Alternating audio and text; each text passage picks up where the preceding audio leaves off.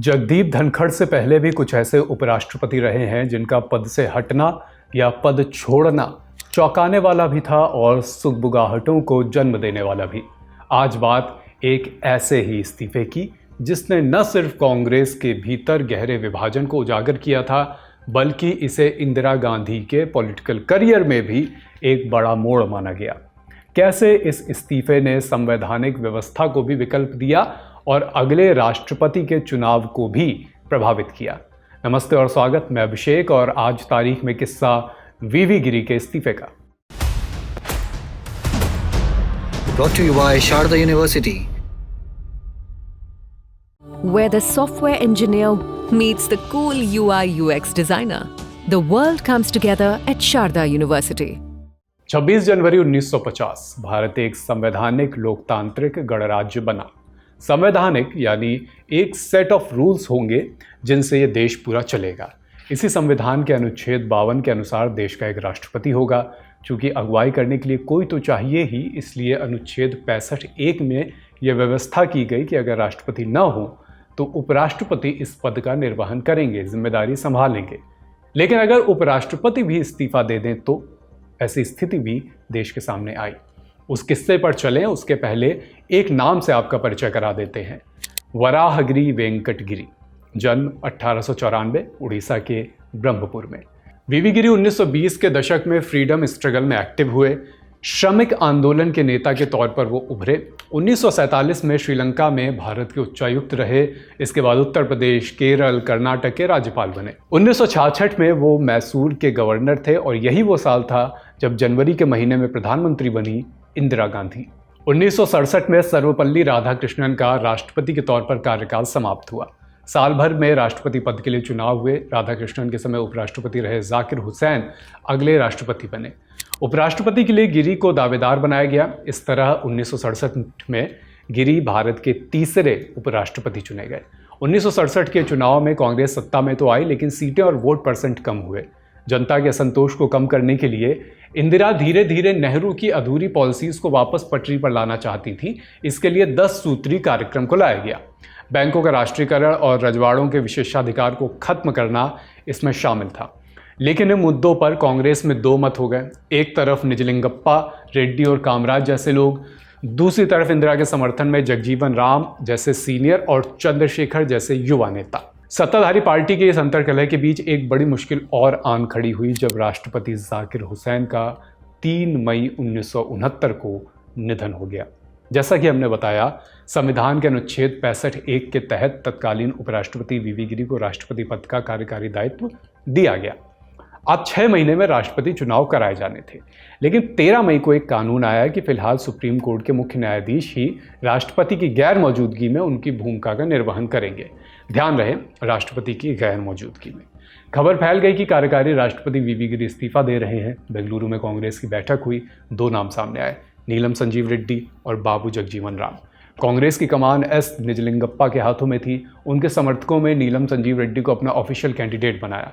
दूसरी तरफ इंदिरा गांधी ने वीवी गिरी का समर्थन करने की ठानी। इंदिरा और निजलिंगप्पा सिंडिकेट का आपस में टकराव तय था, हुआ भी।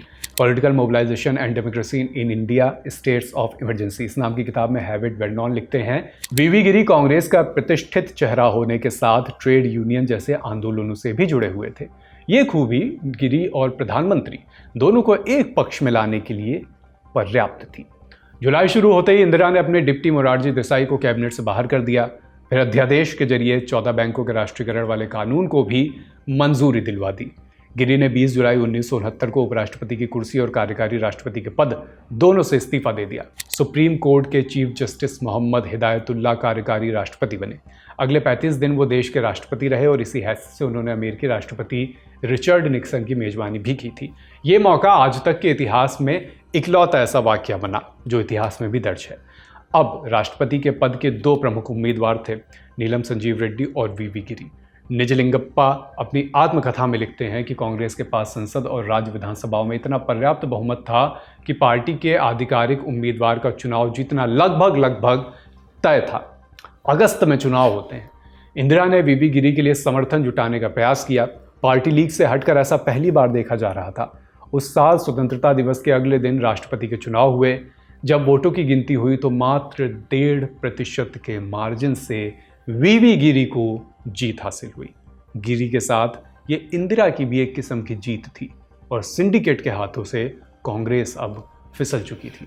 इसी बाबत निजलिंगप्पा लिखते हैं, मैं उत्तर प्रदेश के मुख्यमंत्री चंद्रभानु गुप्ता और आंध्र प्रदेश के मुख्यमंत्री कासु ब्रह्मानंद रेड्डी से निराश हुआ।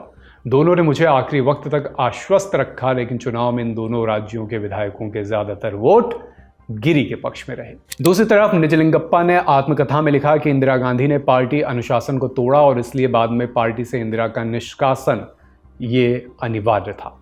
उन्होंने कहा, यह कांग्रेस के लिए एक दुखद दिन था, लेकिन हमारी विचारधारा को बचाना भी जरूरी था। बाद में इंदिरा गांधी ने आत्मकथा में लिखा कि गिरी को समर्थन देना उनके लिए एक जोखिम भरा कदम था। उन्होंने कहा, मैं जानती थी ये मेरे लिए राजनीतिक करियर को बना या बिगाड़ सकता है, लेकिन मुझे विश्वास था कि ये देश के लिए सही है। वीवी गिरी ने अपने संस्मरणों में लिखा कि उन्होंने राष्ट्रपति चुनाव लड़ने का फैसला इसलिए किया क्योंकि वो इंदिरा गांधी की समाजवादी नीतियों में विश्वास रखते थे। उन्होंने कहा कि मुझे पता था कि ये मेरे लिए जोखिम भरा कदम है, लेकिन राष्ट्र के लिए जरूरी। फिर 2 दशक भी नहीं हुए थे कि ये पेज एक बार फिर देश के सामने आया।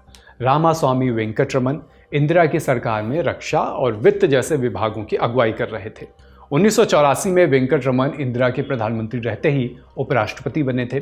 पूर्व राष्ट्रपति प्रणब मुखर्जी अपनी किताब द टर्बुलेंट ईयर्स 1980 to 1996 के जरिए इस दौर को साझा करते हैं। जब अक्टूबर 1984 में इंदिरा गांधी की हत्या हुई तो उनके बेटे राजीव गांधी बंगाल में थे।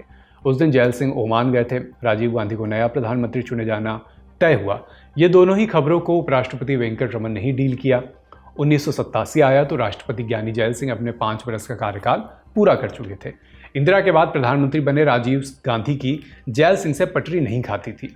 इसके अपने किस्से हैं। खैर, यूँ तो उपराष्ट्रपति का कार्यकाल भी अमूमन 5 साल का होता है। वेंकटरमन ने उपराष्ट्रपति रहते हुए पर्चा भरा, अगले राष्ट्रपति बने, तब जाकर उन्होंने अपने उपराष्ट्रपति पद से इस्तीफा दिया।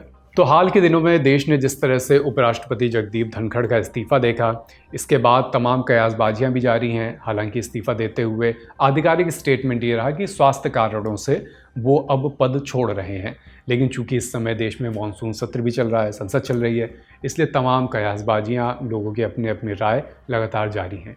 इन सारी बातों के बीच हमने सोचा कि पुराने जो किस्से हैं, जब उपराष्ट्रपतियों ने इस्तीफे दिए और उस पर कयासबाजियाँ पैदा हुई या अलग अलग तरह के वहाँ पर सर्कमस्टांसेस बने, उनको एक बार फिर रिवाइंड किया जाए। और इसीलिए तारीख में हमने इन किस्सों को आज शामिल करना मुनासिब समझा। आज का अंक लिखा है हमारे साथी अनुराग ने। तारीख में फिर आपसे मुलाकात होगी। अपना ख्याल रखिए। लल्लन टॉप देखते रहिए। शुक्रिया।